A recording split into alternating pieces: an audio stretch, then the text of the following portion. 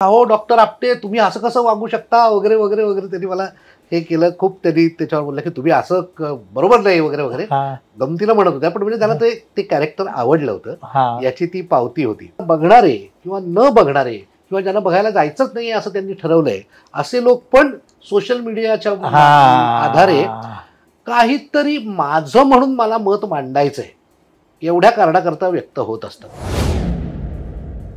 इतक्या लोकांकडे मी गेलो, जाऊन भेटून आलो, मला कुणीही चित्रपटात घेतलं नाही. मला माहित नाही का. एका नाटकाचे माझे महिन्याचे 4 प्रयोग असतील ना, तर त्यांनी जो ऑक्सिजन मिळतो ना, तो पूर्ण महिनाभर मला बाकीचं सगळं करायला उत्साहात आणि तितकाच पॉझिटिव्ह ठेवतो. उगाच कशावर तरी कोणीतरी गायलेल्या गाण्यावर मी सगळ्यांनी मिळून नाचायचंय, त्यांनी काय मिळणार हे मला खरंच नाही कळलेलं.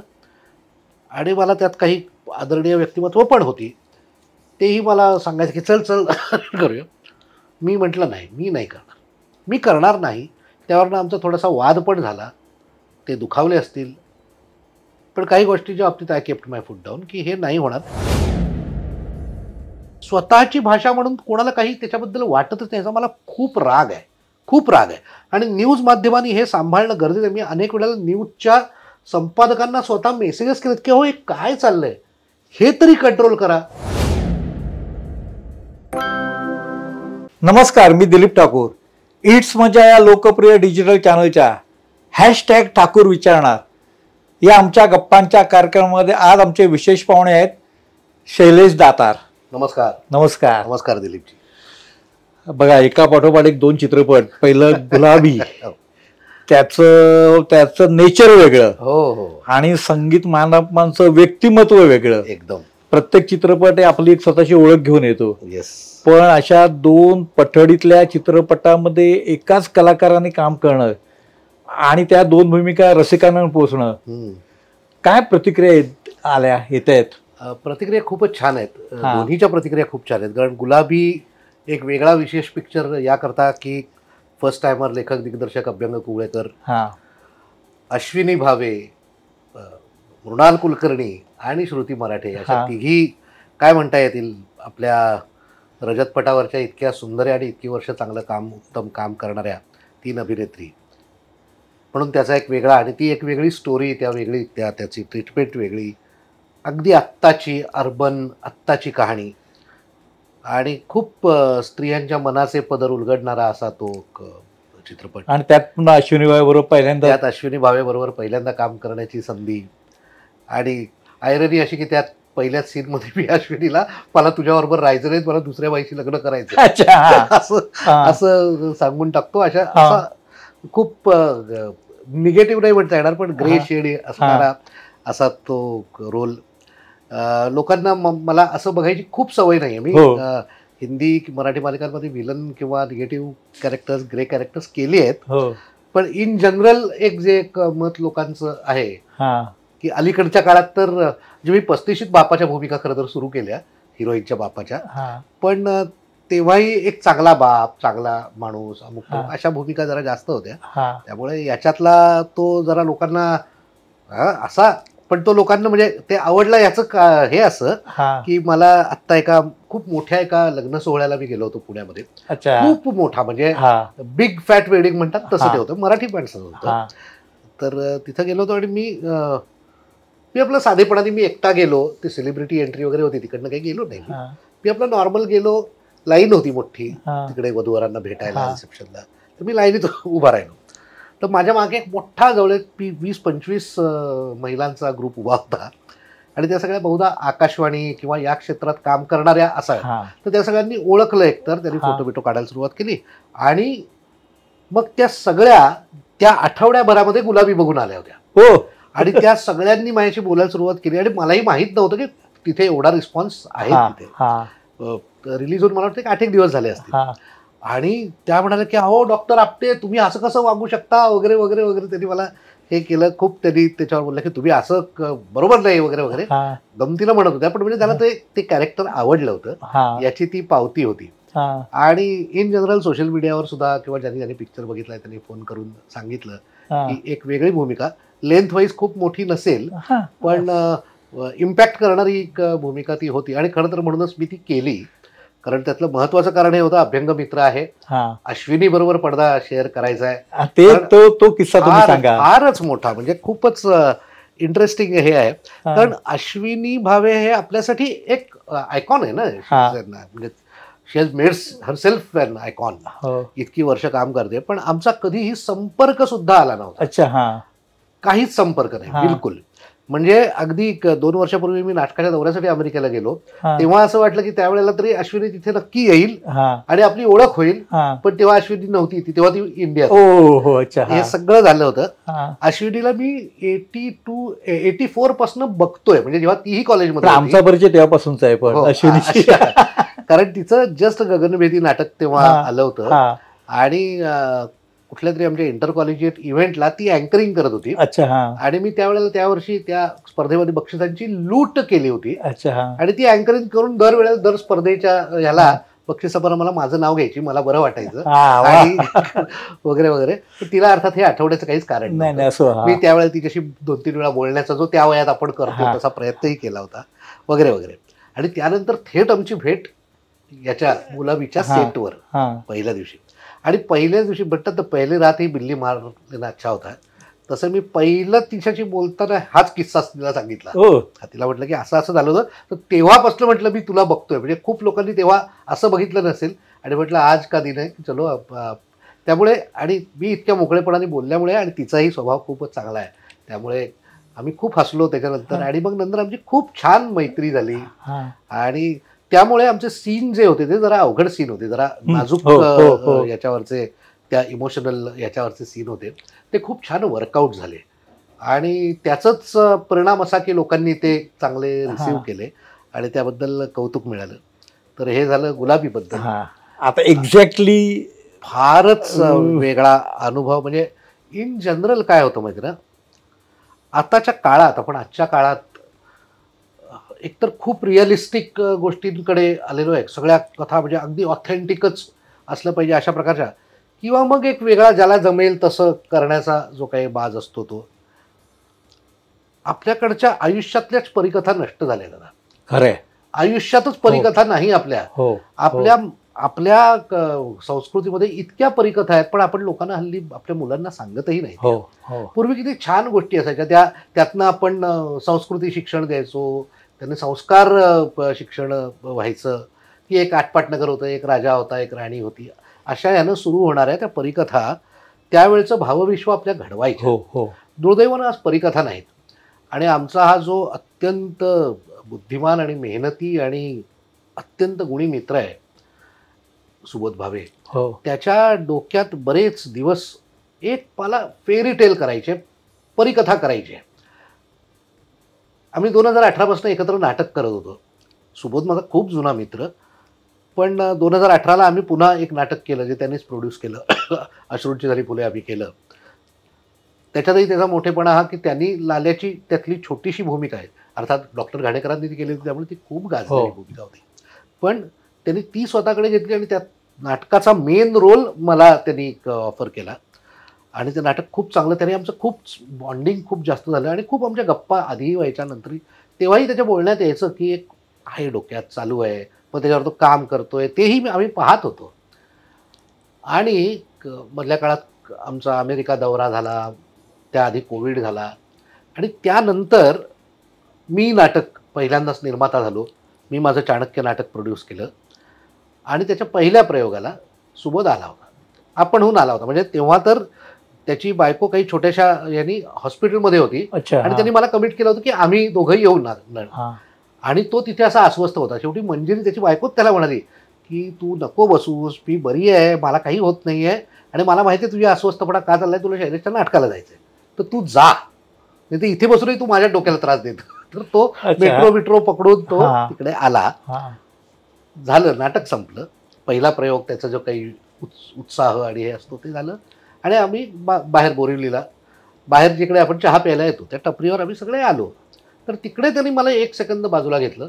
मला म्हणाला, परवा प्रयोग नाही आहे ना? म्हटलं नाही, परवा तर काय, सोमवार आहे, परवा ऑफिसवर येतोयस, आपण मानापमान करतोय आणि त्यातली भामिनीच्या वडिलांची भूमिका तू करतोयस, मला तुला नॅरेट करायची. एवढ्या छोट्या याच्यामध्ये विषय संपला. मग मी सोमवारी गेलो, त्यांनी नरेट केलं आणि त्यांनी नरेट केल्यानंतर मला असं दिसायला लागलं की अरे बापरे, हे हे हे असं असं आहे होय. तरीही कल्पना नव्हती काय होणार आहे ते. आणि मग ती प्रोसेस सगळी सुरू झाली वाचनांची. आणि मग लक्षात आलं हे काहीतरी उलगडतंय ना, हे काहीतरी वेगळं उलगडतंय. डेफिनेटली हे एक पठडीपेक्षा वेगळं आहे. कॅरेक्टर म्हणून खूप महत्त्वाचं मोठं, म्हणजे स्क्रीन टाईम म्हणून पण, कॅरेक्टर म्हणून पण खूप महत्त्वाचं कॅरेक्टर आहे. आणि मग मी सोडून दिलं सुबोधवर सगळं जे काही होतं ते. आणि मगचा जो सगळा जो आमचा एक 4 महिन्याचा तो शूटिंगचा प्रवास होता ना, तो अद्भुत होता.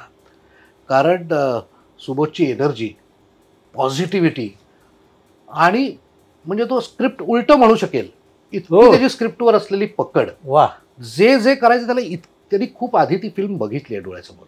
आज जे पडद्यावर आम्ही बघितलं ना, ते त्यांनी खूप आधी बघितलंय आणि त्यांनी पडद्यावर मांडलंय. या आम्हा सगळ्यांच्या याच्यात हे मांडणं हे खूप मोठं काम असतं.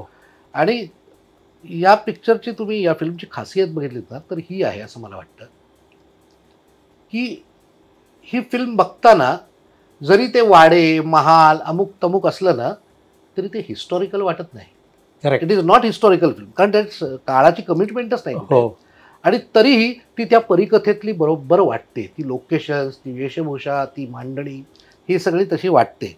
आणि त्यातलं काकासाहेबांचं कॅरेक्टर म्हणजे भामिनीच्या वडिलांचं कॅरेक्टर, तो त्या राज्याचा सेनापती आहे, अतिशय मोठा योद्धा होता. त्यांनी महाराजांच्या मृत्यूनंतर राणीच्या आशीर्वादाखाली ते सगळं राज्य सांभाळलेलं आहे, पण आता थकला आहे. म्हणजे त्यातला आमचा काही सीन जो आपण एडिटमध्ये ट्रिम होतो, एक मोठा सीन होता माझा आणि राणीचा सुरुवातीलाच, ज्याच्यात मी तिला सांगतो की आता लक्ष दिसतं पण करेक्ट वेध घेता येईल की नाही माहीत नाही. तो कॉन्फिडन्स आता राहिला नाही आहे, तर आता नवीन सेनापती आणायला हवा वगैरे वगैरे असा तो सीन आहे. आणि या कॅरेक्टरचं वर्णन त्यातल्या दुसऱ्या एका म्हणजे चंद्रविलास नावाचं कॅरेक्टर आहे, जे सुमित राघवननी केलं आहे, अफलातून केलं आहे सुमितनी काम. त्याच्यात तोंडून माझं वर्णन येतं. भाभिनीला सांगतो की तुझे वडील म्हणजे ना चिलखत घातलेला योगी आहे. And that is the character. की तो योद्धा आहे पण तो अत्यंत सत्वशील आहे. खऱ्या खोट्याची, चांगल्या वाईटाची उत्तम पारख आहे त्याला. अतिशय रुजू स्वभावाचा आहे, मृदुभाषी आहे. आणि मग जे त्या माझे पण असे डायलॉग होते की सेनापती कसा असायला हवा, की त्यांनी वर जितका जाईल तितका तो खाली असायला हवा. तो तलवारीसारखा धारदार कणखर पण त्या म्यानासारखा मृदू मऊ मुलायमही हवा वगैरे वगैरे वगैरे असं त्याचं आहे. तर हे सगळं त्या कॅरेक्टरमध्ये ते होतं. आणि ते त्या एका वाक्यातनं सुबोधनी माझ्या कानात सांगितलं होतं शूटिंगच्या आदल्या दिवशी, चिलखत घातलेला योगी हा शैलेश. म्हणजे त्याचा जो सगळा जो आब आहे, त्यातली त्याची सत्वशीलता आहे, त्याचा जो सगळा चांगल्या वाईटाची पारख आहे. आणि त्यातला दुसरा महत्त्वाचा आस्पेक्ट म्हणजे आई वेगळी मुलगी वाढवली आहे त्यांनी. अत्यंत प्रेम आहे मुलीवर. मुलगी थोडीशी लाडावलेली पण आहे, पण सुसंस्कारित आहे. आणि या सगळ्यातनं मग पुढे निर्माण होणारं नाट्य, त्या बाप आणि मुलीचं कनेक्शन, त्यांच्यातलं हे खूप इंटरेस्टिंग करता आलं. आणि ते सुदैवाने खूप पडद्यावर चांगलं मांडलं गेलं आहे. आणि त्याबद्दल पण आत्ताच रिलीज झाला या शुक्रवारी पिक्चर. आणि मुंबईत आणि पुण्यामध्ये मी स्वतः तिथल्या प्रीमियर्सना आणि थिएटर व्हिजिट्सना होतो. आणि लोकांनी भेटून इतक्या सुंदर प्रतिक्रिया दिल्या आहेत. आणि हल्ली काय झालं आहे, हल्ली फक्त पूर्वी कसं होतं माध्यम, पिक्चर रिलीज झाला, लोकांनी बघितला, मग लोक ते बघायला यायचे किंवा नाही यायचे, जे काय असेल ते. आता बघणारे किंवा न बघणारे किंवा ज्यांना बघायला जायचंच नाही असं त्यांनी ठरवलं आहे, असे लोक पण सोशल मीडियाच्या आधारे काहीतरी माझं म्हणून मला मत मांडायचं आहे एवढ्या कारणाकरता व्यक्त होत असतात. करेक्ट. आपण मोकळेपणाने एखादी कलाकृती, एखादी कला, एखादा परफॉर्मन्स पाहावा असं दुर्दैवानं कमी होऊ लागलंय. लोक आधी ठरवतात अजेंडा आणि मग त्याकडे बघायला सुरुवात करतात कुठल्या तरी चष्म्यातनं. त्यामुळे घोळ होतो. हे बघा, माझं म्हणणं इतकंच असतं की जे मांडलंय ते कोणाला सगळ्यांना आवडणार नाही हे आपल्याला माहीतच असतं. पहिल्यापासून सगळीकडेच आहे, सगळ्या कलेच्या कुठल्याही बाबतीत आहे की ते प्रत्येकाला आवडेल असं नाही. पण ते मांडण्यामागची तुमची भावना किती खरी आहे हे तुमच्या मांडण्यावरनं कळतं. जसं आम्ही जे काम करतो ते मांडण्यामागची भावना आमची किती खरी आणि किती खोटी आहे, वेगळी आहे, हेही आपल्याला दृश्य स्वरूपात पाहिल्यानंतर कळतं. तितकंच या लोकांचं पण कळतं. तर त्यामुळे माझं म्हणणं इतकंच आहे की लोकांनी हा पिक्चर या भावनेतनं बघायला हवा. बॅगेज घेऊन काहीच बघण्याचा अर्थ नसतो, काहीच. आणि माझ्या वाट्याला असे प्रसंग बऱ्याच वेळा दुर्दैवाने किंवा सुदैवाने आलेत की मी काही नाटकं केली, ती आधी कोणीतरी खूप मोठी करून ठेवलेली नाटकं होती, मग ती केली, त्यामुळे लोकांनी आधी त्याच अँगलमधनं बघायला सुरुवात केली तर ते कमीच वाटणार, साहजिकच आहे. पण ती तर मी तीच कलाकृती करत होतो, ही ती कलाकृती नव्हे. नाटक तेही जुनं 125 वर्षापूर्वीचं 114 वर्षापूर्वीचं नाटक आणि आत्ताचा काळ, याच्यात काळामधला खूप फरक आहे, माध्यमातला फरक आहे आणि माध्यमात खूप मोठा फरक आहे. तर ते माध्यमांतर करताना त्या माणसानं ज्यांनी 5-6 वर्ष त्याच्यात घातली आहेत त्या माणसाचा विचार हा आपल्यापेक्षा सगळ्यांपेक्षा जास्त चांगला असेल असा निदान विचार स्वतःकडे घ्यायला हवा. पण नाही, हल्ली 3 पिक्चर बघितलेले असतात पण ते कुरोसावाबद्दल बोलू शकतात, हे मी स्वतः पाहिलंय. आमच्याकडे एक मुलगा असिस्टंट म्हणून होता एका सिरियलमध्ये, जो शोले म्हणाला किती फालतू पिक्चर आहे. अरे मी त्याला म्हटलं यापुढे स्क्रिप्ट घेऊन माझ्या रूममध्ये पण यायचं रे. म्हणजे तू ज्या क्षेत्रात काम करतोयस त्याबद्दलची तुला माहितीच नाहीये काही. शोलेचं 50 वर्ष चालू आहे आणि आता रिगलला मध्यंतरी शोधायला मी पुन्हा गेलेलो, पण गेलो होतो. असा जो अनुभव मी म्हणजे आपण शोले आणि मुघले आझम या चित्रपटांबद्दल बोलायची गरज नाही, कारण आपण तो अनुभवलंय आणि मुखोद्गत आहे आपल्याला, सतत अनुभवतोय, तरी आपल्याला ते नवीन वाटतात. त्यामुळे ज्यांना काहीच माहिती नाही त्यांनी कशावर तरी व्यक्त होणार असेल तर त्याच्यावर आपण काही फार रिॲक्ट व्हायचं कारण नाही. मला सांगायचा मुद्दा हा होता की अशा प्रकारच्याही प्रतिक्रिया येतच असतात, पण मला ज्या प्रत्यक्ष प्रतिक्रिया आल्या आणि अप्रत्यक्ष सुद्धा, म्हणजे अप्रत्यक्ष म्हणजे सोशल मीडिया किंवा या माध्यमातून, त्या कोणी वर्षानुवर्ष न भेटलेले लोक त्यांनी नंबर शोधून मला मेसेज केलेत, फोन केलेत. आणि काही प्रतिक्रिया फार म्हणजे मला बरं वाटणाऱ्या, आपल्याला सुखावणाऱ्या प्रतिक्रिया आवडतात जास्त. या सुखावणाऱ्या काही काय होत्या की ना, डॉक्टर सलील कुलकर्णींनी खूप छान प्रतिक्रिया दिली, म्हणजे मला तिथल्या तिथे पण दिली आणि नंतर जाऊन त्यांनी फेसबुकवर त्याबद्दल लिहिलं पण. मिलिंद जोशींनी तसं लिहिलं, सीमा देशमुख आमच्या मैत्रिणीने, अनेक माझ्या जे संपर्कात आहेत किंवा संपर्कात आत्ता नाही आहेत पण ते संपर्कात येऊन त्यांनी हे सांगितलं की तुला एवढ्या चांगल्या चित्रपटामध्ये एवढ्या मोठ्या भूमिकेत चोख उत्तम काम करताना बघून खूप समाधान वाटलं. आणि त्यांना समाधान वाटलं याचं मला खूप समाधान आहे, कारण मी पण काहीतरी एक उत्तम भूमिका मी मला स्वतःला इतक्या मोठ्या पडद्यावर फार पाहिलेलं नाही, कारण मी फार चित्रपट केलेले नाहीत. आणि एकदम ही अशी भूमिका आणि जी खूप चांगली लोकांना आवडते, रजिस्टर होती आहे, शैलेश दातार एक बरा नट आहे हे तिथे इस्टॅब्लिश होतं आहे, याचं समाधान मात्र नक्कीच आहे. त्यामुळे या दोन्हीच्या प्रतिक्रिया खूप सुखावणाऱ्या आणि कॉन्फिडन्स वाढवणाऱ्या आणि खूप हंबलिंग आहेत की आपण ज्या वृत्तीनं आणि ज्या विचारानं गेली इतकी वर्ष जे काही काम मिळेल ते करत आलो आहे प्रामाणिकपणानं, पूर्ण निष्ठेनं, त्याचं कुठे ना कुठे नक्की नोंद होत असते आणि त्याचं कुठे ना कुठे फळही व्यवस्थित मिळत असतं. या गोष्टीवर माझा पहिल्या दिवसापासून विश्वास आहे. पण तो कमी चित्रपट करण्याचं कारण किंवा असं झालं का, चित्रपटाच्या ऑफर आल्या, ठरलं आणि नंतर बातमी वाचली अरे मीच नाही या सिनेमा? नाही असले नाट्यमय प्रसंग माझ्या आयुष्यात फारसे घडले पण असतील ना? नाही, अगदीच क्वचित असं. पण नाही, फिल्मच्या बाबतीत खरं तर असं झालेलं नाही. याच्यापेक्षा आधीच माझ्याकडे असं माझ्या बाबतीत असं झालं की माझ्याकडे आलेलेच नाहीत. का मला माहित नाही.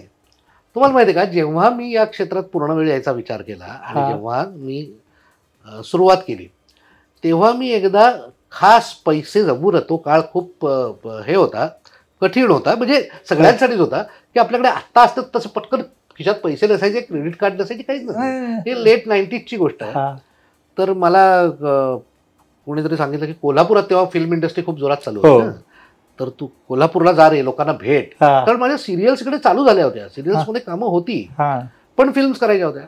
तर मी एकदा स्वतः तिकीट काढून 3 दिवस कोल्हापूरला जाऊन आलो. तेव्हाचे असलेले तिकडे सगळे असलेले जे निर्माते असतील, म्हणजे मयूर वैष्णव असतील किंवा भास्कर जाधव असतील, गणेश जाधव असतील, सगळी मंडळी खूप फिल्म्स करायची त्या काळात. तर यांचे नंबर्स घेऊन मी त्यांना भेटायला गेलो, फोटो दिले, भेटलो. शालिनी स्टुडिओ, प्रभास स्टुडिओ, सगळीकडे त्यांच्या ऑफिसेसवर.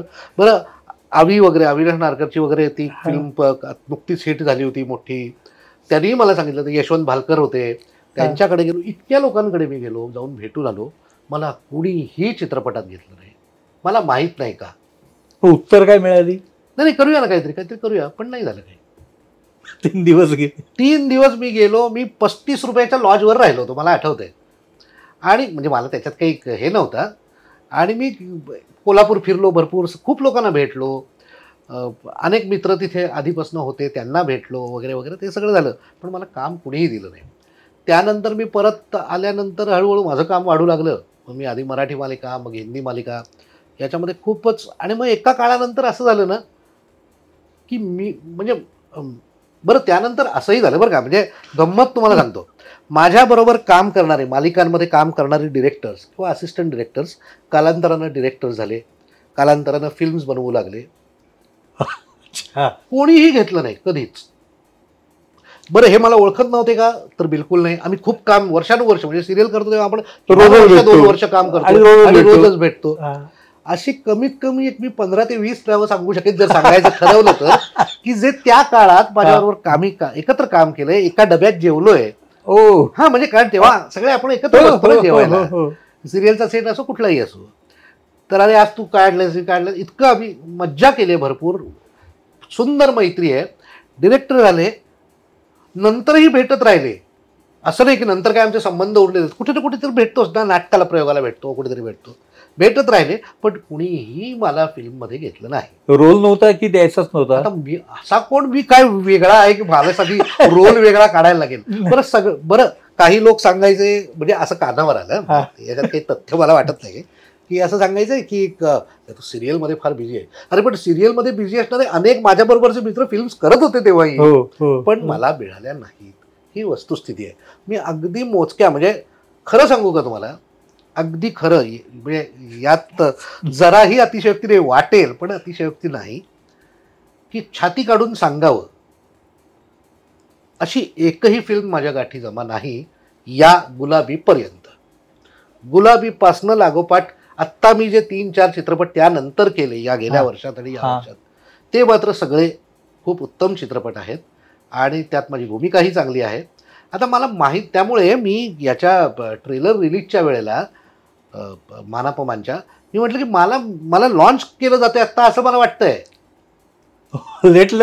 एकदम या वयात मला लॉन्च करतायत, पण या वयात पहिल्यांदा एवढा मोठा स्क्रीन अशा पद्धतीनं करायला मिळतोय. आता याची कारणं शोधायची ना, माझी एक काळ उमेद होती. मी खूप विचार करतो का मला, am I not ready for films, माझ्या अभिनयात काही कमी आहे का? बरं, असं मी आमच्या त्या मित्रांना विचारलंय सुद्धा की बाबा मला काही कमी आहे का, मला पर्सनॅलिटी कमी आहे, नाही पर्सनॅलिटी आणि वागण्यात म्हणजे कमी नाही, हे तर मला माहितीच आहे. की मी काही असं वागत नाही ज्याच्यामुळे कोणाचा माझ्यावर रोष असेल. म्हणजे काय असतं ना, नॉर्मलच वागतो आपण. आणि मी इतका वाईट ऍक्टर आहे तर तो नाही, याची मला खात्री आहे. मी बरा ऍक्टर आहे, मी थोर नसेल पण मी बरा ऍक्टर आहे. आणि माझ्या इतकेच बरे ऍक्टर हे खूप काम करतात. मी विचारलं पण की काही कमी आहे का माझ्यात वगैरे वगैरे. अरे नाही यार, तू दोस्त आहे मेरा, तू काय आपण करूया ना वगैरे वगैरे, हे सगळं व्हायचं. पण कुणीही घेतलं नाही, ही वस्तुस्थिती. मग मी सोडून दिलं आणि मग मी हिंदी मालिकांमध्ये इतका रमलो, कारण सुदैवानं, माझ्या बाबतीत सुदैवानं, मी नाटक केलं असेल किंवा मी सिनेमा मराठी सिरियल केला असतील किंवा हिंदी सिरियल खूप संख्येनं केल्या.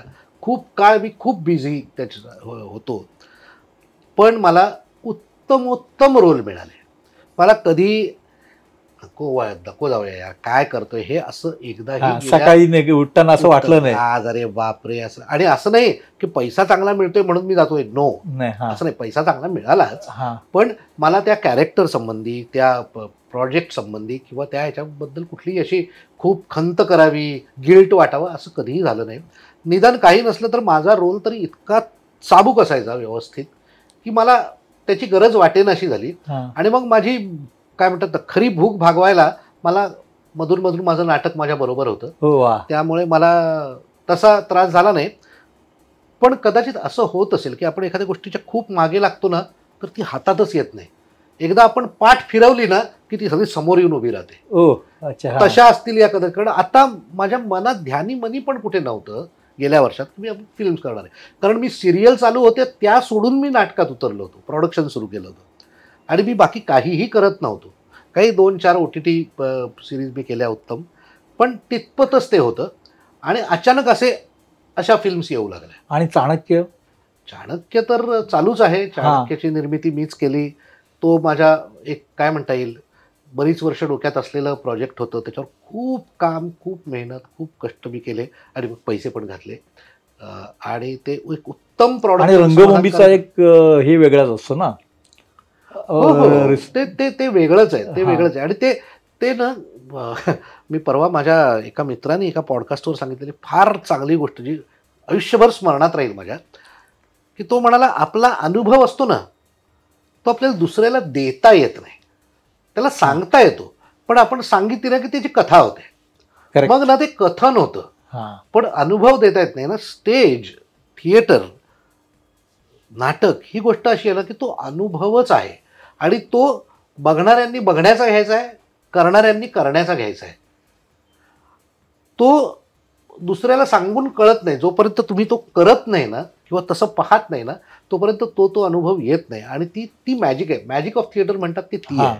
आणि ते समहाऊ मला खूप ऑलवेज समाधान देणारं राहिलेलं आहे की तिकडे गेल्यानंतर ना मग सिरियलसाठी करायला लागणाऱ्या शिफ्ट्स आणि मग त्यातलं जे काही ज्या काही काय म्हणतात टीका करता येईल अशा गोष्टी असतात की त्याची मुळात शिफ्ट्सच प्लॅन नसतात किंवा वगैरे वगैरे, की एकच मुद्दा खूप ताणून सांगायला लागतो वगैरे वगैरे, ते जे काही त्या माध्यमाची जी काही गणित असतील ती. पण त्या गोष्टी पूर्णपणे आपण ग्रेसफुली मी त्या घेऊ शकतो जर माझं एक नाटक चालू असेल. कारण एका नाटकाचे माझे महिन्याचे 4 प्रयोग असतील ना तर त्यांनी जो ऑक्सिजन मिळतो ना तो पूर्ण महिनाभर मला बाकीचं सगळं करायला उत्साहात आणि तितकाच पॉझिटिव्ह ठेवतो. येस.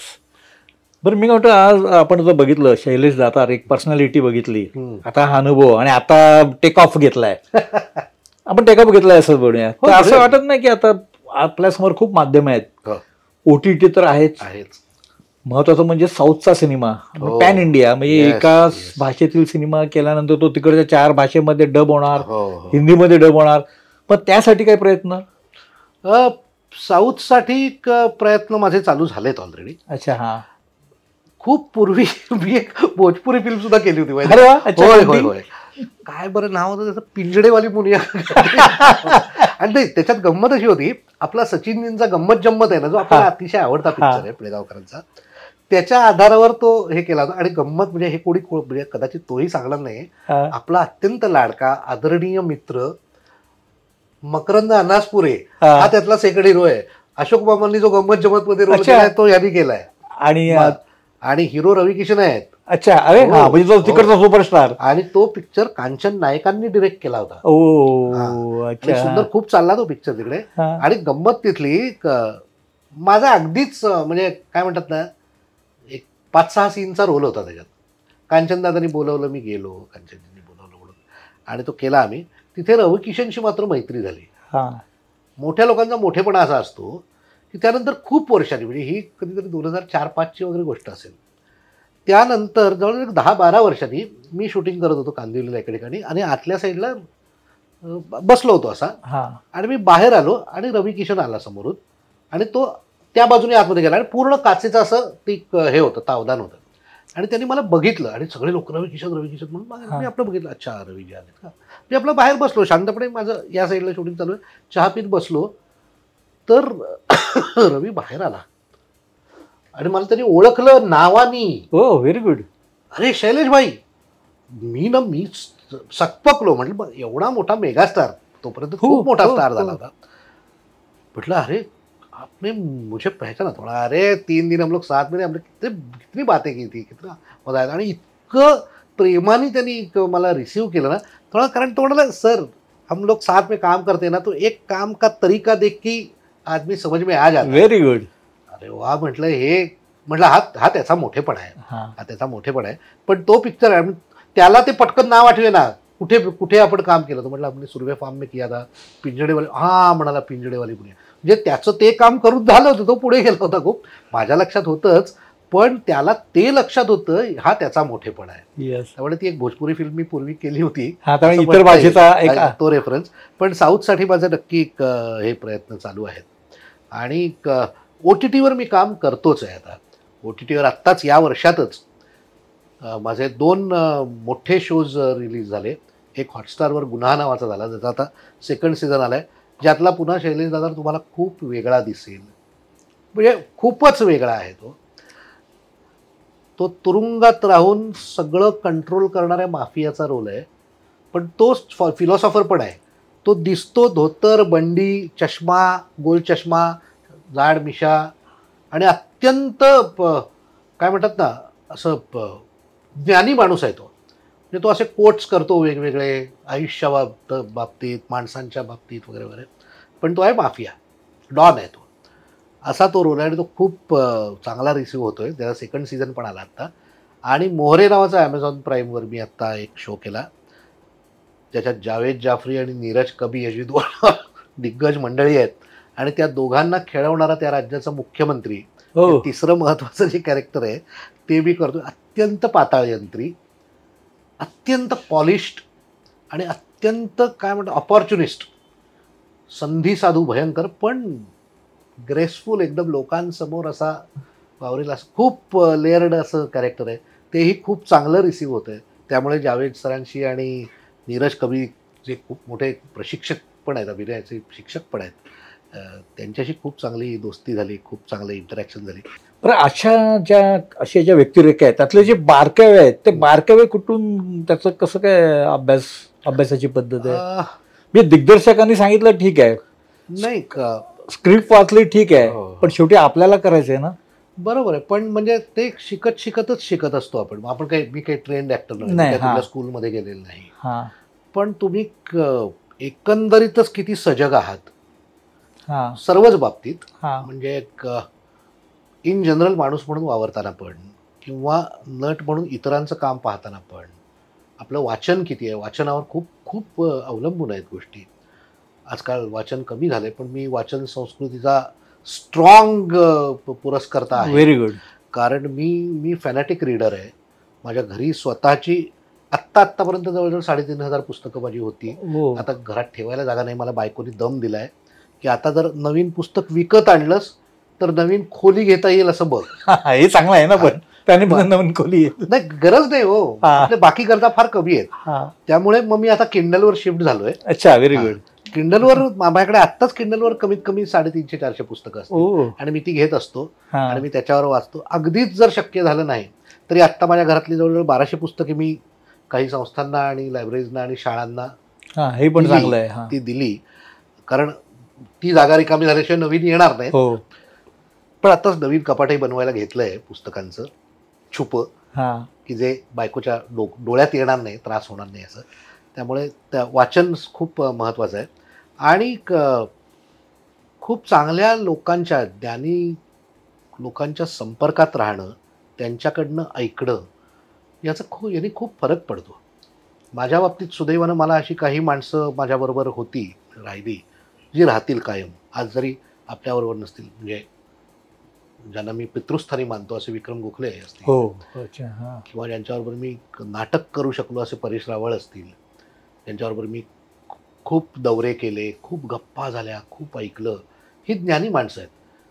बरं, ही काही तुम्हाला अमुक रोल आपण कसा करायचा असं सांगत नाही, पण आपण त्यांच्या कामाकडे बघून आणि आपण सजग असलो ना तर कळतं. आणि शेवटी आपले अनुभव, आपलं रीडिंग, आपलं डोकं चालवणं, याच्यावर बरंच काही असतं. आणि आयुष्यच बारकं असतं.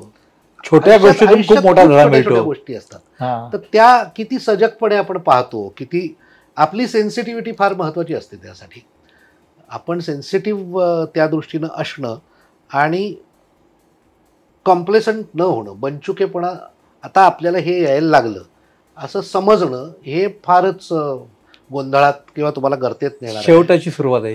नाही, तसं होऊच शकत नाही. मला अक्षरशः रोज प्रत्येक याच्या वेळेला असं वाटतं की अरे बापरे, आता हे करायचं होय, अरे बापरे, इथपासनं सुरुवात होते, 0पासनं. पण ते चांगलं आहे असं मला वाटतं. जसं नाटकाच्या प्रत्येक प्रयोगाच्या आधी पोटात खड्डा पडलेला असतो दुसऱ्या बेलनंतर. म्हणजे इतके प्रयोग 500 प्रयोग झाले असतील तरी दुसरी बेल झाली की अरे जरा जाऊन येऊ काय असा फील येणं हे तुम्ही जागं असल्याचं, जिवंत असल्याचं आणि अलर्ट असल्याचं लक्षण आहे. तर ते अलर्ट राहणं फार आवश्यक आहे. त्यांनीच गोष्टी सगळ्याच काही खूप चांगल्या वर्कआउट होतात असंही नाही, काही काही चुकतात. नंतर आपल्याला दिसतं अरे अरे, म्हणजे काही वेळा मी माझ्या मित्राला एकदा मध्ये सांगत होतो आणि हे आमच्यात खूप संवाद आहे चांगला, त्याच्यामुळे तोही उत्तम ॲक्टर आहे. काही वेळेला असं होतं बरं का, हे अगदी प्रांजळपणे कबूल करायलाही मला काही लाज वाटत नाही, की एखादा सीन आपण करून येतो टेलिव्हिजनला समजा, क्या बजाया सीन आ गया, मज्जा आया, काय मी केलंय यार.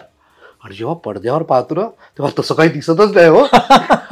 आपल्याला असं वाटतं की अरे मला वाटलं तुम्ही सॉलिड चोपलाय वगैरे, काहीच केलं नाहीये मी आतच कुठेतरी होतो. हे केव्हा होतं, जेव्हा मी हे ठरवतो ना आप मैं करतायत एक, येस, ती धोक्याची घंटा असते आणि ती प्रत्येकाच्या याच्यात वाचतेच. तर लगेच तिथनं पुन्हा झिरोला येणं गरजेचं असतं. हा आपलाच धडा आपल्याला आपण घ्यायचा, की आपल्याला असं वाटलंय आणि आपण बघितल्यानंतर जर आपण खूप काहीतरी कमी केलंय असं आपल्याला जाणवलं तर तो धडा आहे, पुन्हा शून्यात या, पुन्हा शांत बसा आणि त्या शांततेतनं सुरुवात करा.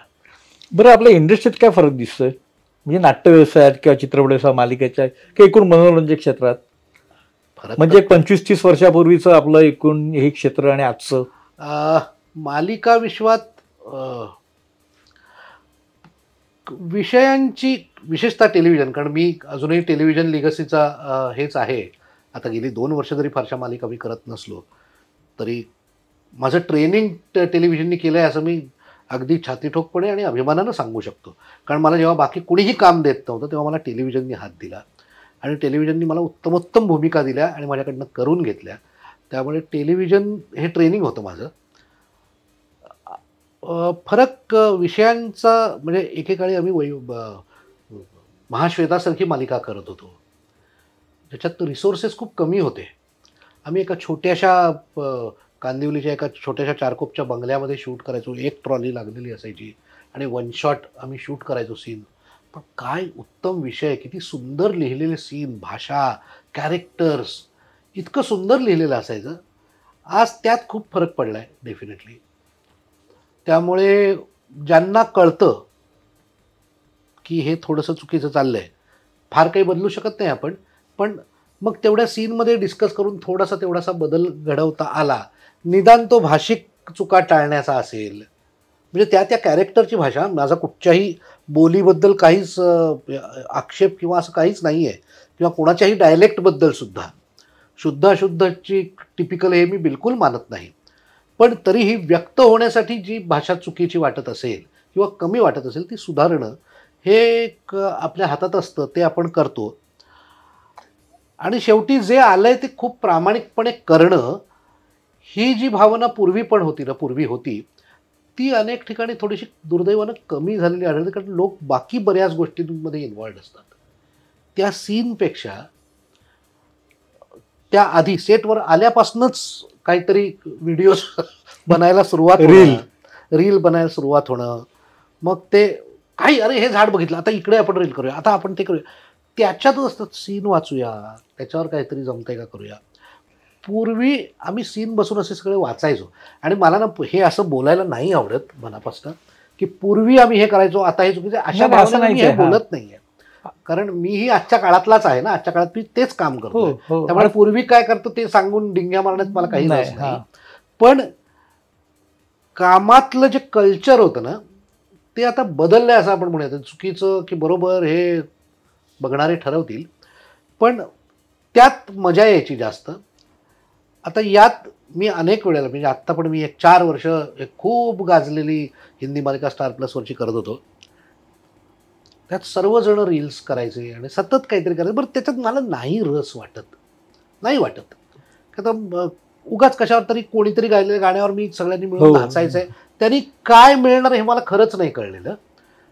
आणि मला त्यात काही आदरणीय व्यक्तिमत्व पण होती, तेही मला सांगायचं की चल करूया.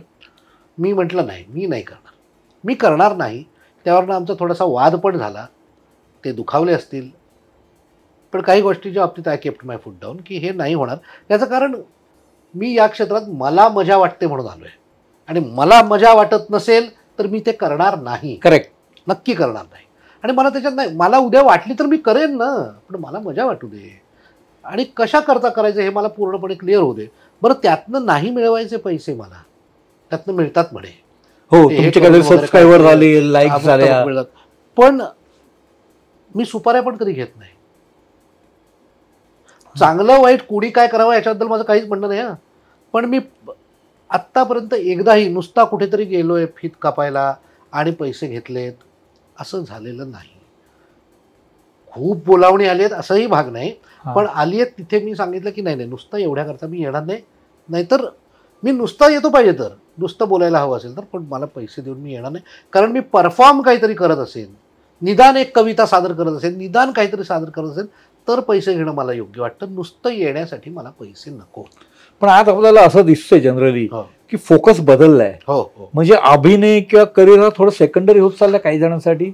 काही जणांसाठी डेफिनेटली आहे. मी अशी काही माणसं माझ्या आजूबाजूला बघितली आहेत की ते तिथे त्या इंस्टाग्रामवर फॉलोअर्स वाढावेत म्हणून सिरियल करतात.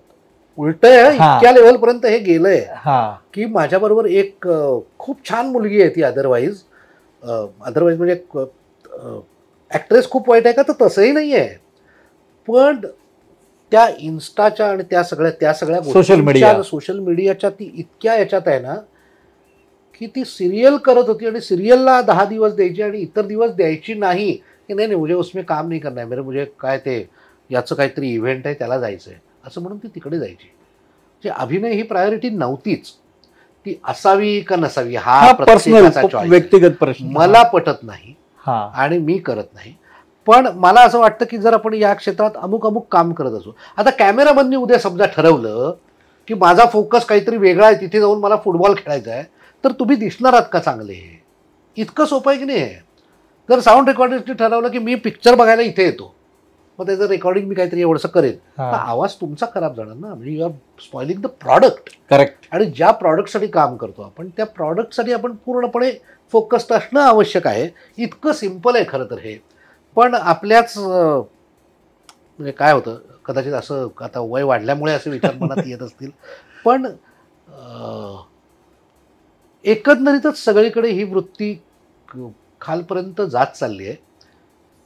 कुछ नाही होता कर लेंगे, कुछ नाही होता यार, अरे सिग्नल नाही आहे लाल असेल आपण जाऊ ना. आणि मी जातो ना, पहिलं जायचं कुठे काही राष्ट्रकार्य अडलेलं नाही, पण मला जायचं आहे काय, पुढे जाऊन लेफ्टलाच उभं राहायचं परत, पण तो पुढे जाणार. ही जी काहीतरी एक विचित्र काहीतरी दोष आपल्यामध्ये निर्माण झाला आहे ना, तो म्हणजे मला थोडासा पुट ऑफ करतो काही सेकंदाकरता. पण ठीक आहे, मी तर होत नाही ना असा, हे भान आपण जागृत ठेवू शकतो. त्यामुळे फोकस बदललाय, हो बदललाय लोकांचा, अनेक लोकांचा बदलला. पण काही खूप असेही लोक मी बघतो की ते फार फोकसनी येऊन काहीतरी वेगळं करू पाहतायत आणि करतायत, आणि अशा लोकांबरोबर काम करायलाही मजा येते, त्यांच्याशी गप्पा मारायला. माझ्याकडे आत्ता मध्ये 2 मुलं मला भेटली होती. एक ओडिसावरनं आलेला मुलगा होता, तिथे त्यांनी काहीतरी फोक थिएटर केलं होतं आणि इथे बोलला, आणि तो ना बोलता बोलता काही त्यांनी त्याच्या शॉर्ट फिल्म्स अशा मला त्यांनी तिथे इथे शूट केलं दाखवलं. काय अफलातून फिल्म्स होत्या, अफलातून. 3 फिल्म्स मी पाहिल्या, एक 3 मिनिटाची, एक 7 मिनिटाची आणि एक अशीच काहीतरी 7 मिनिटाची 9 मिनिटाची. काय विषय, काय त्यांनी त्या तेवढ्याशा माध्यमामध्ये मांडलं होतं माहिती आहे, इतकं सुंदर. आणि यंग मुलगा होता 22 वर्षाचा.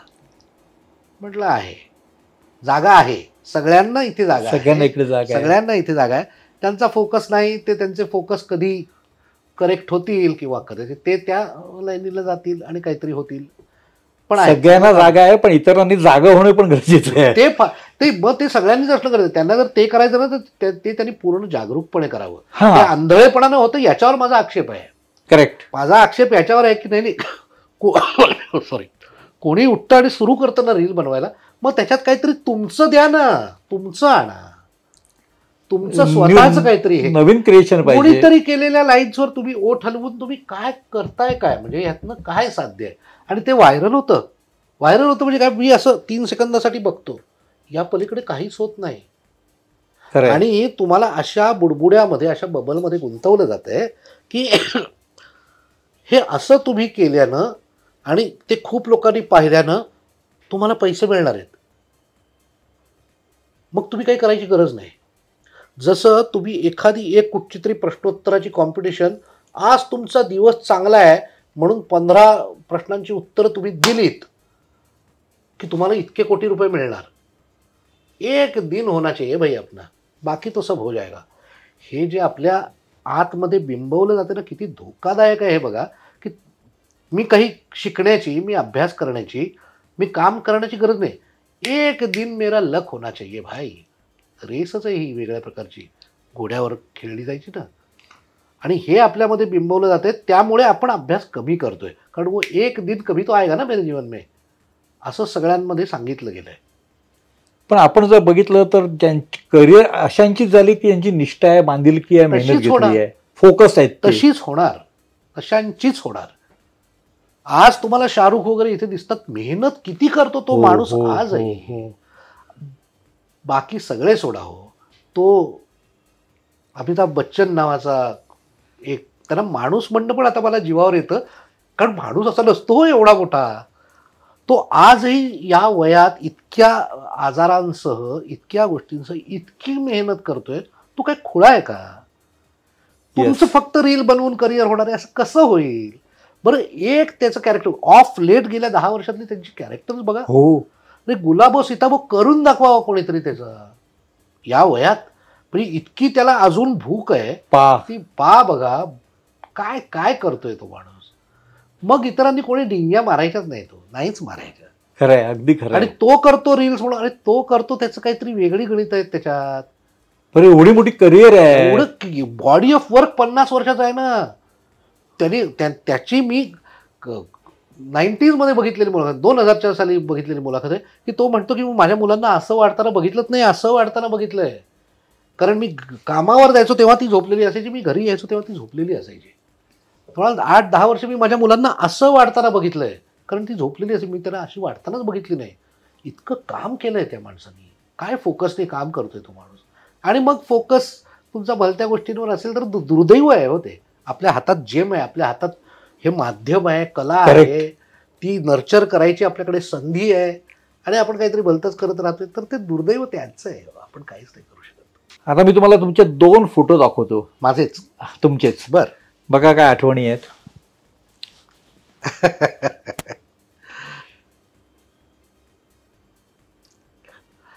वा, ही तीच मालिका ज्याच्याबद्दल आता मी सांगत होतो, गुम है किसी के प्यार में. यातही हिंदी मालिका, टिपिकल स्टार प्लसची मालिका असून याच्यात एक खूप चांगलं कॅरेक्टर्स करायची संधी मिळाली. रिटायर्ड कर्नल निनाद चव्हाण असं या कॅरेक्टरचं नाव होतं, आणि तो रिटायर्ड आहे, कर्नल आहे, त्या हिरोचा बाप आहे. आणि याच्यात 3 स्टेजेस करण्याची मला संधी मिळाली. म्हणजे इमोशनल स्टेजेस पण, मग आधी तो त्या हिरोईनच्या पूर्ण विरोधात असणं, मग तिच्या पूर्ण स्ट्रॉंगली तिच्या मागे उभं राहणं वगैरे वगैरे. त्यानंतर एका लीपनंतर जवळजवळ 80 वर्षाचा झालेला वृद्ध आपल्या नातीला सांभाळतोय, गरिबीत आहे, एकेकाळी खूप श्रीमंत असलेला, आता त्यातनं सांभाळतोय. मग त्याला थोडासा अल्झायमर्स आहे, म्हणजे डिमेन्शिया झाला आहे, थोडं थोडं तो विसरतोय. म्हणजे त्याला मधल्या काळात एकदम असंच वाटू लागतं की आत्ता माझा मुलगा आणि सून आता येणार आहेत, आणि तो नातीला म्हणतो तू कोण आहेस, तू काय, माझा मुलगा कुठे वगैरे. अशा खूप कॉम्प्लेक्स हे असलेला खूप सुंदर रोल होता. आणि स्टार प्लसची मालिका होती, सर्व दूर लोकांनी पाहिली, आजही चालू आहे. आज त्याचा आता काहीतरी 4था लीप वगैरे होणार आहे. पण या मालिकेने खूप दिलं मला. अच्छा, हां. कारण एकतर कोविड नंतर लगेच आलेलं पहिलं हे मोठं काम होतं. सुदैवाने फिल्म सिटीत होतं, त्यामुळे माझ्या घरापासून 5 किलोमीटरवर होतं. म्हणजे मी तिकडे नेहमी म्हणायचो, तिकडे गाडी घेऊन जायला मला लाज वाटते, कारण मी सकाळी जेवढा वॉक करतो ना त्यापेक्षा कमी अंतर स्टुडिओ. तर त्यांनी खूप दिलं मला. खूप लोक ओळखायला लागले. म्हणजे मी त्या मधल्या काळात जेव्हा US ला गेलो होतो, तिथेही लोक भरभरून या कॅरेक्टरसाठी मला भेटत असत. मध्ये पॅरिसला, ॲम्स्टरडॅमला खूप लोकांनी, म्हणजे तिथल्या लोकांना कळेल की हा कोण माणूस आहे, याला काय इतके गरडा घालतात इंडियन्स वगैरे वगैरे. पण त्यांनी खूप खूप प्रेम दिलं आहे लोकांचं. आणि आजही अनेक वेळेला लोक कर्नल निनाद या नावाने मला खूप ओळखलं जातं आहे, आणि एक चांगली आठवण आहे. आणि यांनी इतकं सुंदर हे केलं की माझा तो पूर्ण 4 वर्षाचा प्रवास होता ना, जेव्हा माझी एक्झिट झाली तेव्हा मला 6 फूट बाय 4 फुटाचा माझ्या फोटोंचा एक कोलाज दिला. जवळजवळ माझे 35 फोटो आहेत त्याच्यात. अच्छा. आणि त्याच्यावर खूप वेगवेगळे लुक्स आणि त्याचा त्यांनी मला कोलाज बनवून दिला मला गिफ्ट म्हणून. त्यामुळे अरे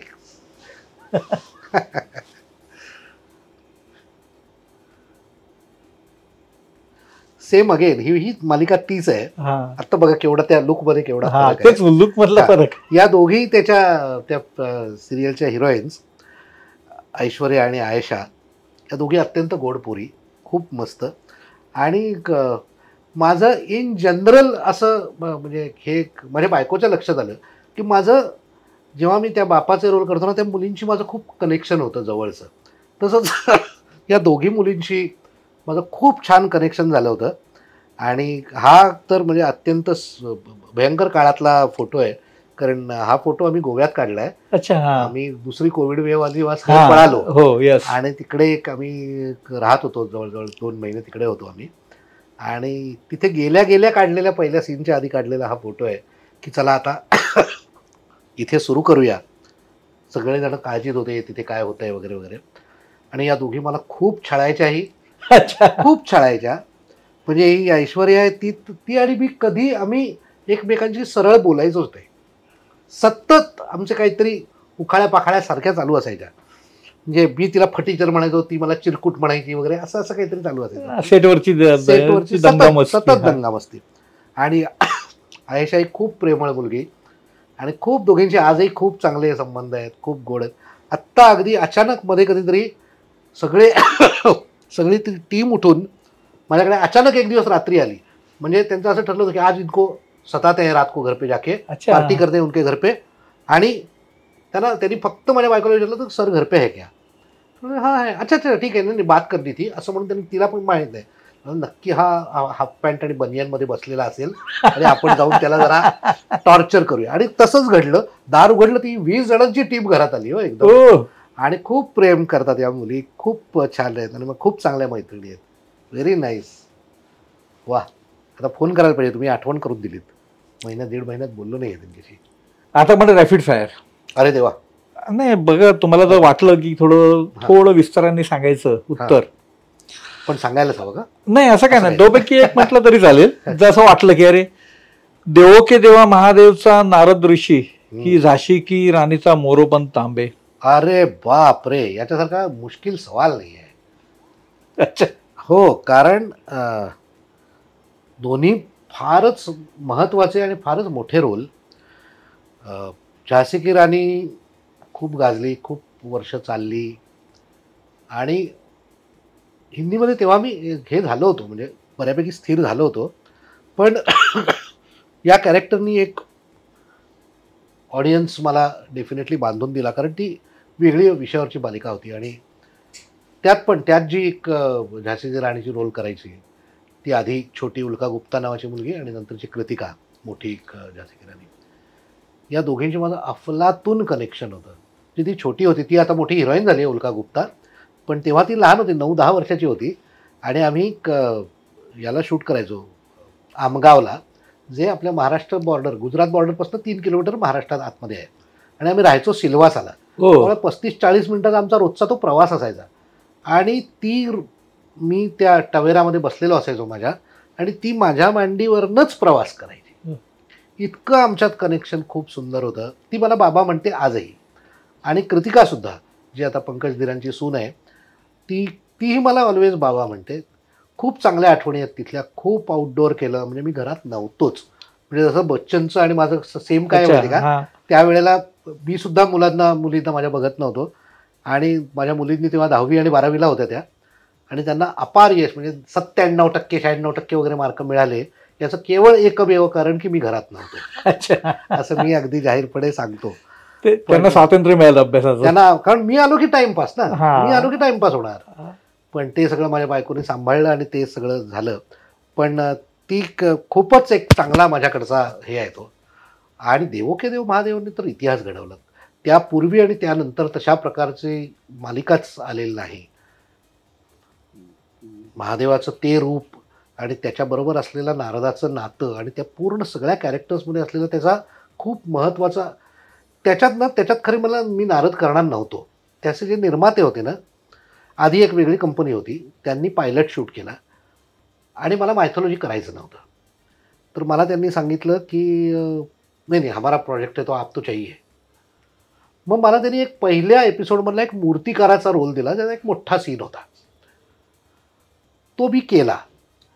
पण नंतरच्या काळात ते 8-9 दिवस शूट केलं मी. नंतरच्या काळात सगळं काहीतरी बदललं. प्रोडक्शन त्या डिरेक्टरकडे आलं, जो माझा आधीपासूनचा झाशीला पण तो एक काही काळ डिरेक्टर होता, कॅमेरामन होता. आणि त्यांनी सांगितलं की, आणि त्याच्याबरोबर मी एक बाबा एसोवर ढूंढो नावाची एक अफलातून मालिका त्या आधी केली होती. तर तो मला म्हणाला की हम आपको चाहते हैं लेकिन हम आपको हिमालय बनाएंगे, यानी पार्वती के पिताजी, तो वो थोडे लेट आएंगे, पहले सती की स्टोरी. म्हटलं ठीक आहे, हरकत नाही. आणि संध्याकाळी त्याचा परत फोन, तो स्टारमध्ये बसला होता. तो सर कुछ अलग मन में आया है. म्हटलं क्या, आप नारद करेंगे. म्हटलं Narad. I was not very happy किंवा उत्सुक नव्हतो मी फार. मी म्हटलं ना फिर उसके बारे में बात करनी पडेगी, आ जाइए.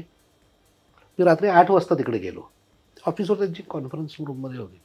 कोण कोण बसलेत मला माहीत पण नव्हतं. सगळे कोणतरी स्टारचे मोठमोठे लोक होते.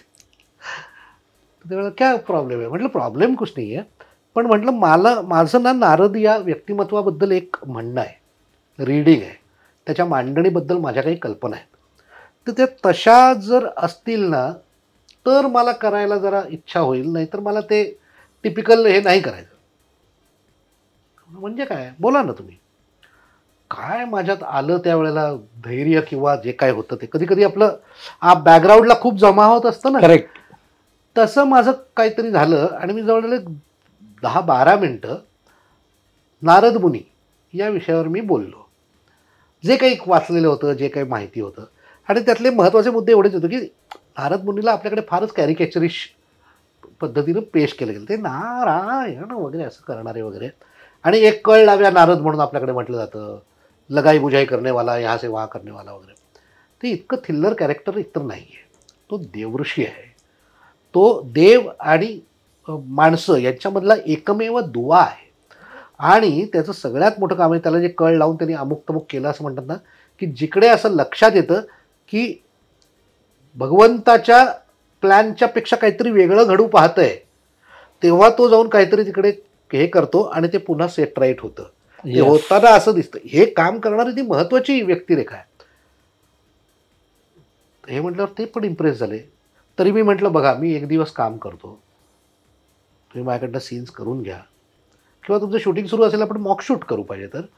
मला जसं करायचं तसं मी करून दाखवतो, तुम्हाला आवडलं तर घ्या, नाही तर मला काढून टाकलं तरी मला काही वाटणार नाही.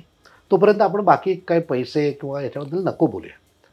पण निखिल सिधाना, माझ्या डिरेक्टर प्रोड्युसर, माझ्याबद्दल कॉन्फिडन्स होता. तोही मला बाबा म्हणतो, कारण त्याची बाबा एसोवर ढूंढो सिरियलमध्ये मी बाबा होतो. तर तो म्हणाला आई आपण. पहिला सीन त्यांनी शूट केला माझा, आणि तो काहीतरी 3-4 वाजता वगैरे पाठवला. 6 वाजता म्हणाले अभी बाकी कोई किसी की बात भी मत करो, आपकोही करना है. अच्छा. आणि मग त्यानंतर त्याचं श्रेय त्या लेखकांना सुद्धा आहे. अनिरुद्ध पाठक होते तेव्हा, आणि अनेक लेखक होते, सत्यम त्रिपाठीपासून मिहीर भूतापासून सगळे, ज्यांनी नारदाचे सीन्स ज्या पद्धतीने लिहिले ना, त्यामुळे माझ्या विचाराला खूप चांगली हे मिळालं, तो आउटलेट मिळाला. म्हणजे यातला नारद, त्याच्या डोळ्यात अश्रू येतात, ज्याच्यात खूप वेगवेगळ्या इमोशन्स त्या शिव आणि विष्णू आणि ब्रह्मा यांच्या संदर्भातले आहेत, आणि त्याचा हा रोल इतका महत्त्वाचा आहे हे अंडरलाईन करणारे होते. त्यामुळे, आणि त्यातनं सगळ्यात मोठं जर मला काही मिळालं असेल ना, तर काही अशा लोकांचं प्रेम ज्यांच्यापर्यंत पोचणं हे मी स्वप्नात सुद्धा पाहिलं नव्हतं. असं म्हणजे आदरणीय पद्मविभूषण आशाताई भोसले. हो, अच्छा. त्यांनी मला एअरपोर्टवर स्वतः थांबवून मला म्हणाल्या की, आणि तेव्हा माझ्या मिशा वाढलेल्या होत्या, चष्मा वगैरे होता, तरी त्यांनी मला ओळखलं. त्यांनी थांबवून महादेवबद्दल त्या बोलल्या, खूप गप्पा झाल्या. आणि त्या दिवसापासून आजपर्यंत माझं त्यांच्याशी, त्यांच्या कृपेनं, त्यांचा आशीर्वादच आहे तो, त्यांच्याशी माझं व्यक्तिगत लेवलवर नातं आहे. आणि त्या नारदाचे सीन सांगत होत्या मला एअरपोर्टवर, मी काय काय हे केलं आहे ते, इतक्या त्या आवर्जून बघायच्या. आणि त्यांना इतका तो आवडला होता नारद. हा आशीर्वाद आहे, हा कुठलं हे काहीतरी याचं काही ॲनालिसिस करायचं नाही, हे का झालं कसं झालं, पण त्यामुळे या 2 मालिकांमध्ये मी काही फरक करू शकत नाही, कारण या 2 मालिका माझ्या खूप हृदयाच्या जवळच्या आहेत. चित्रपट, छोटा पडदा की रंगभूमी? नाही नाही, तिन्ही. आणि OTT सुद्धा. OTT सुद्धा. Yes yes. शिवाजी मंदिर, गडकरी रंगायतन? मला गडकरी आवडतं. इनडोर शूटिंग की आउटडोर लोकेशन? आउटडोअरची मजा वेगळी आहे. अच्छा. Makeup room, vanity? Makeup room. व्हॅनिटीत फार कोंदट होतं मला. मी कधी अच्छा. बसत नाही फार काळ. अच्छा. हो. नवीन व्हॅनिटी फक्त आपल्याला त्या कपडे बदलायला वगैरे फार बरे असतात, पण कंटाळा येतो मला, कारण एकच माणूस बसायचा. हा. मला नाही फार आवडत ते. आता पर्याय नसतो अनेक ठिकाणी, म्हणजे अगदीच कुठेतरी बसण्यापेक्षा मग व्हॅनिटी बरी वाटते. झोपायचं असेल तर ठीक आहे, पण अदरवाईज मेकअप रूम असेल तर जरा जास्त बरं वाटतं. घरचा डबा सेटवरचं जेवण की बाहेरचं मागवणार सेटवर असताना? याच्यात म्हणजे पर्यायच नाही आहे काय, कारण गेली 35 वर्ष मी घरचाच डबा घेऊन जातो रेग्युलरली. म्हणजे मला अनेक डिरेक्टर्स असं म्हणायचे पूर्वीही, की तू काही बरा ॲक्टर आहेस म्हणून मी तुला घेत नाही, तुझा डबा चांगला असतो म्हणून तुला. आणि माझा म्हणजे असा सणसणीत डबा असतो. अच्छा. हो हो. म्हणजे त्याच्यात जर नाश्ता घरनं करून निघालो नसेल तर नाश्ताही असतो, जेवण प्रॉपर असतं, फळं असतात, ताक असतं, लिंबू सरबत असतं, कधी भणंग असेल, खाकरे असतात. रात्रीचा माझा डबा बरोबर असतो, म्हणजे विशेषतः सिरियल करत असताना रात्री. त्यामुळे असा पूर्ण म्हणजे प्रॉपर डबा असतो माझा, त्यामुळे घरचंच. Single screen, multiplex, OTT? याच्यात कसा फरक करायचा? सिंगल स्क्रीन म्हणजे आपण पूर्वी टाळ्या शिट्याने, तुम्ही अनुपमला काही चित्रपट बघितले असेल, कारण तुम्ही गोरेगावला राहिला. खूप खूप खूप. मग आता मल्टिप्लेक्सचं काय होतं, मल्टिप्लेक्समध्ये तो फ्लेवर नाहीये, तो फ्लेवर नक्कीच नाहीये. आता मुळात स्क्रीन्स एवढे असतात ना तिकडे, की पूर्वी ती ब्लॅकची वगैरे मजा होती. म्हणजे ब्लॅकमध्ये आपल्याला कधी करता येत नाही, पण त्या काळात मी काही वेगळी तंत्र अवगत केली होती, की ब्लॅकवाल्यांकडनं स्वस्तात तिकीट घेणं. हा, एवढे मी माझे संबंध त्या एरियात प्रस्थापित केले होते त्या लोकांशी, की नंतर काही ब्लॅकवाले आमचा ग्रुप आला की पळायचे. अरे यार ये बोर करके. अक्षरशः तिकडे ना एक अशी नाक कट असलेली एक बाई तिथे ब्लॅक करायची, आणि तिची काय गँग किंवा ग्रुप होता. मी जाऊन इतकं छळायचो ना, आम्ही दोघं जण, आमचा मोठा ग्रुप असायचा एक 7-10 लोकांचा, आणि आम्ही दोघं जण जाऊन तरी इतकं छळायचो ना, आणि ते ब्लॅक करत असताना आम्ही योग्य किमतीत तिकीट पाडून घ्यायचो त्यांची. म्हणजे फर्स्ट शो फार वेळा नाही, पण जेव्हा आपल्याला बघायचं असेल तेव्हा. पण आता मल्टिप्लेक्सला तो चान्स राहिला नाही. बरं, आता त्याची प्राइजेसच जवळजवळ ब्लॅक इतकी असतात, ब्लॅक पेक्षा जास्त असतात. पण मल्टिप्लेक्सला बाकीचं वातावरण आणि म्हणजे एक तुम्हाला रिलॅक्समध्ये बघता येतं, टेक्निकली ते चांगलं असतं, त्यामुळे तेही आवडतं. आणि OTT ही मला आवडतं. OTT आल्यानंतर मी मोठा TV घरात घेतलेला आहे, आणि मी प्रॉपर बिंज वॉचिंग अनेक वेळेला करतो मी आणि माझ्या विशेषतः कोविड नंतर ते सुरू झालं, आणि ते अगदी काल रात्रीही आम्ही करत होतो. म्हणजे काल रात्री आम्ही उशिरापर्यंत काहीतरी बघत होतो, आणि मला आवडतं ते, कारण त्यात खूप कंटेंटचा स्फोट आहे ना. तो जसा आपण ह्याला माहितीचा स्फोट म्हणतो गुगलला वगैरे, तसा कंटेंटचा स्फोट आहे. आणि डॉक्युमेंटरीज किती विषयांवर, म्हणजे तुम्ही विषय टाका, तुम्हाला त्याच्यात अशी एक मोठी लाख साईट्स, तुम्हाला लाख कंटेंट दिसतो. आता तो प्रत्येकाचा चॉईस आहे, पुढे तुम्हाला काय बघायचं आहे. पण त्याच्यातले एक ट्रू इव्हेंट्सवरचे एक हे टॉक शोज खूप चांगले बघायला मिळतात, खूप चांगलं मिळतं. त्यामुळे वर्ल्ड ओपन आहे तुमच्यासाठी त्याच्या थ्रू, तर तेही चांगलंच आहे. त्यामुळे मला हे तिन्ही गोष्टी खूपच आवडतात. वृत्तपत्र, न्यूज चॅनल की सोशल मीडिया? म्हणजे सोशल मीडियावरच्या बातम्या? सोशल मीडियावरच्या बातम्या बिलकुल नाही.